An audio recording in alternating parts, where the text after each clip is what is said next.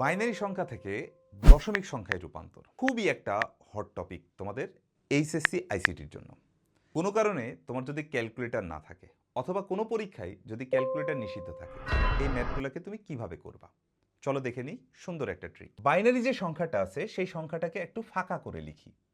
প্রথমে আছে 1, তারপরে 0, তারপর আবার 1, তারপর আবার 0, তারপর 1, তারপর 1।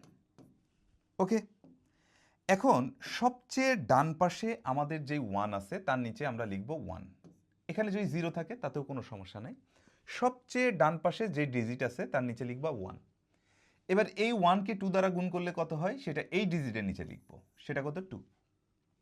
এবার এই 2কে 2 দ্বারা গুণ করলে কত হয় সেটা এই 0-র নিচে লিখব, তাহলে এটা কত হবে 4। এবার এই 4কে 2 দ্বারা গুণ করলে কত হয় সেটা এই ডিজিটের নিচে 8। আচ্ছা, 8কে 2 দ্বারা গুণ করলে যা হবে সেটা এই ডিজিটের নিচে কত 16। 16কে 2 দ্বারা গুণ করলে 32, সেটা হচ্ছে একেবারে বাম পাশের ডিজিটের নিচে আমরা লিখলাম। এই পাশে যেহেতু আর কিছু নাই তাহলে এই পর্যন্ত রাখলেই হবে। এবার ঘটনা হচ্ছে কি, আমরা কি করব, আমরা যাদের মাথার উপরে 0 আছে তাদেরকে কেটে দাও, বাকিদেরকে যোগ করো। দেখো 32 প্লাস 8 40, 40 প্লাস 2 42, 42 প্লাস 1, তার মানে এটা কত 43। তাহলে আমরা যদি এটাকে ডেসিমালে কনভার্ট করি এই বাইনারি নাম্বারটাকে, তাহলে আমরা কত পাবো 43।